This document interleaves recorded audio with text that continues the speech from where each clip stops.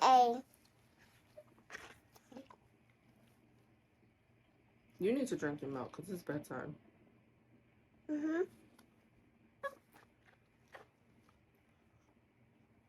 Sit down and drink your milk, please. Hi, it's me. They know it's you. Huh? They know it's you.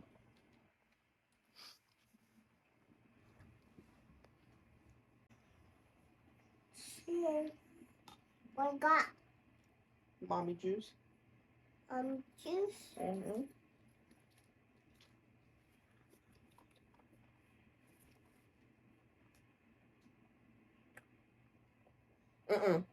Swallow it. My belly's hurting. My belly's hurting. My belly's hurting. My belly's hurting. That's because you need to drink your milk. It's so squeezy. Okay, if your belly is hurting, give me the rest of the milk. We don't need to drink anymore.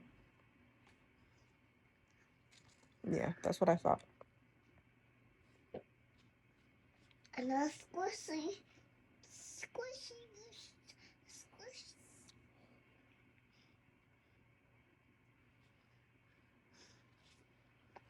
I'm gonna put my milk down. Finish? I'm gonna put my milk down. You finish? No, wrong way. In the bed. Let's go. In the bed. No butt. In the bed. No, nope. You need to lay down. Don't worry about bye, Laker. Oh my God, Chloe. So I just feel like everything that's happening tonight is perfect for this episode. Because we're going to talk about motherhood today. So not only did the girl spill my wine and now I have to do this sober, because that was literally the last little drop that I had. She just pooped in the toilet. Congrats. Which is great because we were going to talk about potty training anyway. But then she put her hands in it because it was hurting her. I don't know if she thought she was going to scoop it out. BRB, I'm going to go give my daughter a bath at 11 o'clock. Okay, I'm back. If you see me look down, it's because Malika has decided to infiltrate my space.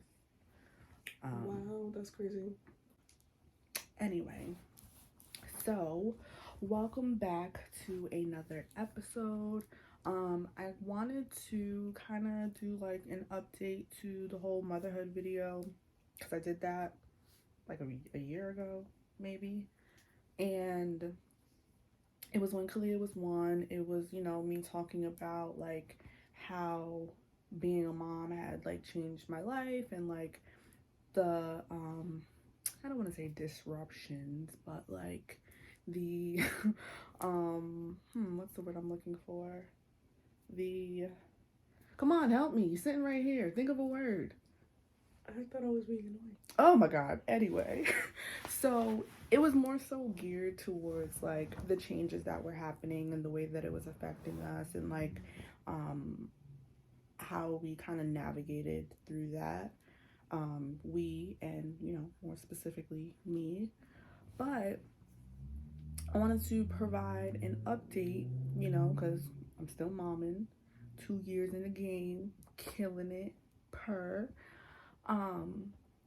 but I know I said this before and like I'm gonna keep saying this, it's not easy, and I swear it keeps getting harder and harder. Kalia is 2, going on 32. She's very feisty. She's very outspoken, very articulate, very smart, but also very snappy. I wouldn't say that she's like terrible to use.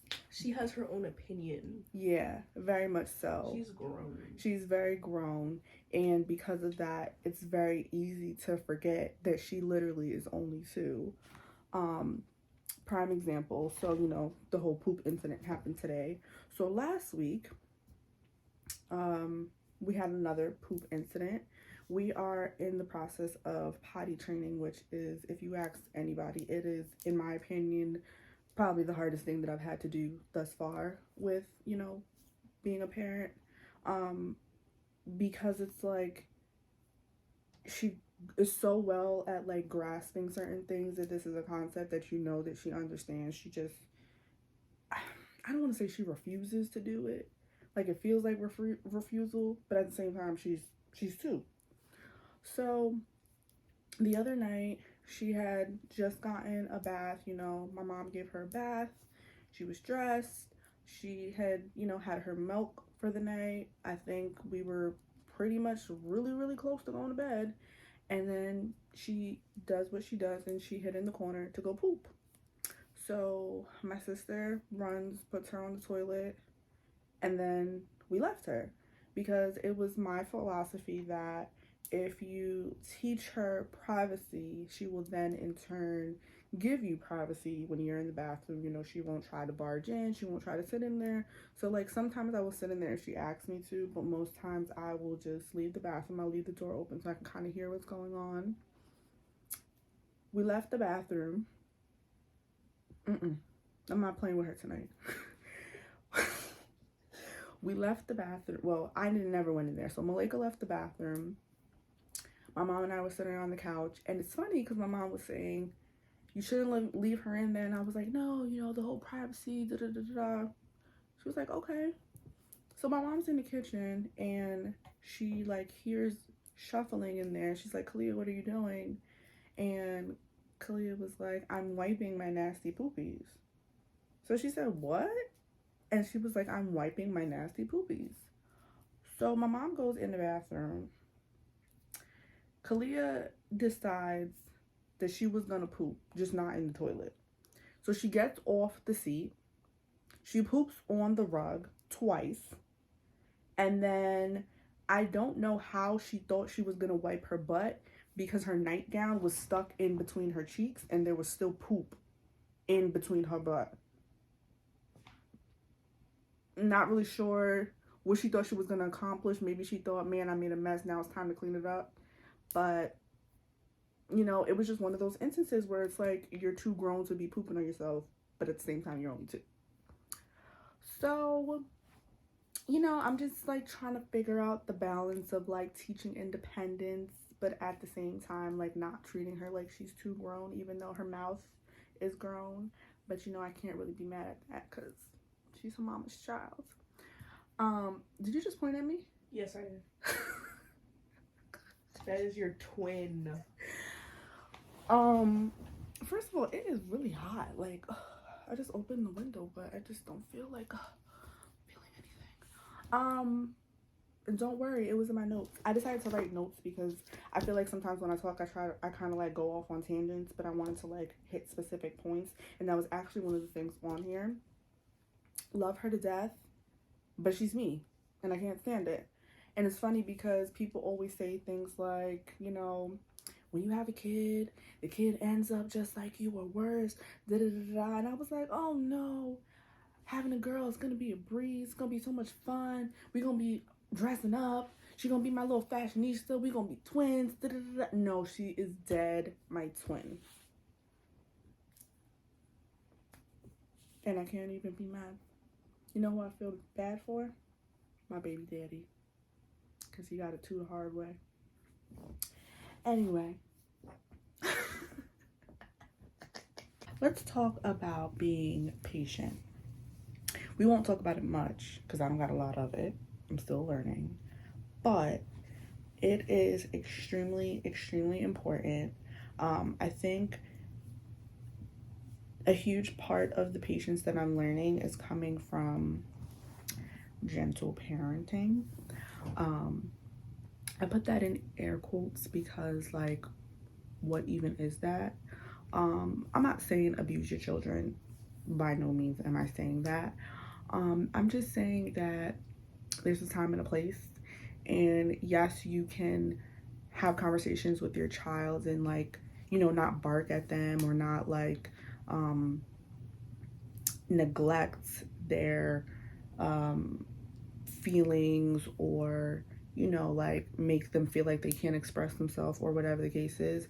But there still needs to also be a firm hand, because if you don't, they're gonna walk all over you, and then you're gonna be the child and they're gonna be the parent, and I'm not having that. Then at that point we need to fight.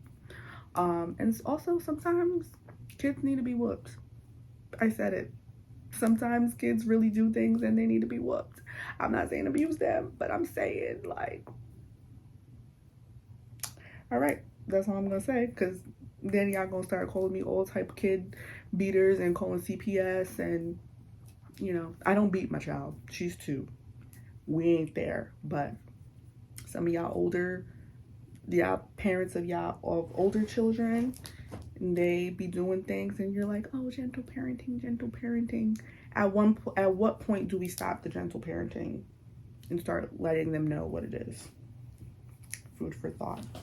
Okay, moving on. Oh, I was just talking to Malika. So the whole like bathroom incident that, you know, I had to go give her a bath or whatever. When I put her down for bed, you know, I was like, we do our little chats. She says her prayers, you know, all the good stuff. And I was telling her how proud I was of her using the bathroom, because it's like it's an ongoing battle. Like, she will use it when it's time to pee, but when it's time to poop, she's like, I'd rather go hide in a corner and do it. And I'm learning that, because like I said, she still is only 2 years old. Like, I can't be aggressive with the whole potty training thing. Huh? We got any snacks? Not that. I don't want that.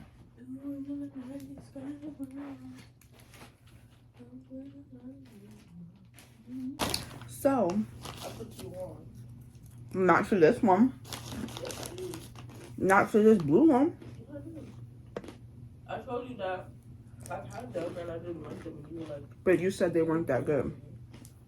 and you tried to be like, they're good. Also, why does everything match? That's disgusting. It's the vibes. Anyway, so you know, I'm telling her, like, I'm really proud of you. You're such a big girl. Like, you pooped in the toilet. Like, great job. And she was like, thank you, thank you, thank you. And then she looked up at me and she was like, you're proud of me? And I was like, yes, I'm so proud of you. And it just melted my little heart. It did make me want to drop a tear, but I'm a thug.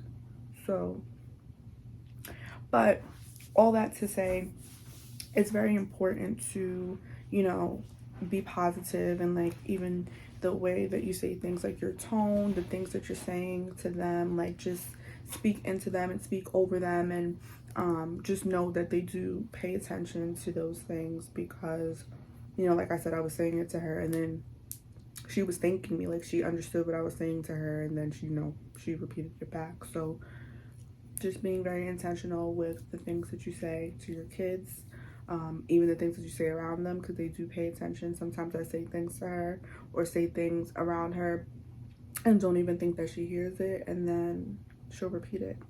For example, one time we went to Connecticut, I think, and we came back and she was sleeping on the way back home, but when we got to the house, she woke up. As soon as I parked the car, she woke up. So I turned around and I was like, oh, hey, mama. And then immediately she like perked up and started yelling, and she was like, bye, Leica, take your seatbelt off and get in the house right now. I'm not playing with you. But that's because I've said, like, you know, like, clean up, I'm not playing with you. Like, so all of that to say, you gotta watch what you say to these kids, because they be acting like they can't hear you, but they be listening. Just a couple other things. I feel like I've mentioned this before, but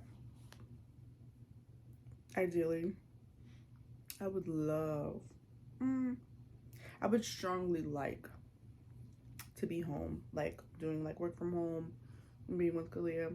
I would love it just because I get to like have a little bit more freedom and flexibility in my schedule. I would love it because I get to be with my kid, but I need breaks. The reality is no one should be with their kid all the time. You need to be around adults and have adult interactions. It's very important. And I realized that when I went back to work, even the little bit of time, like the end of 2021, I had like an injury, so I was out for like a week and some change. And then after that, we had COVID. And even like that, week at a time, just being in the house. I mean, I had quasi, but being with the kid, it's like you need to be around other adults, other big people. Like being around little people all the time, it doesn't work.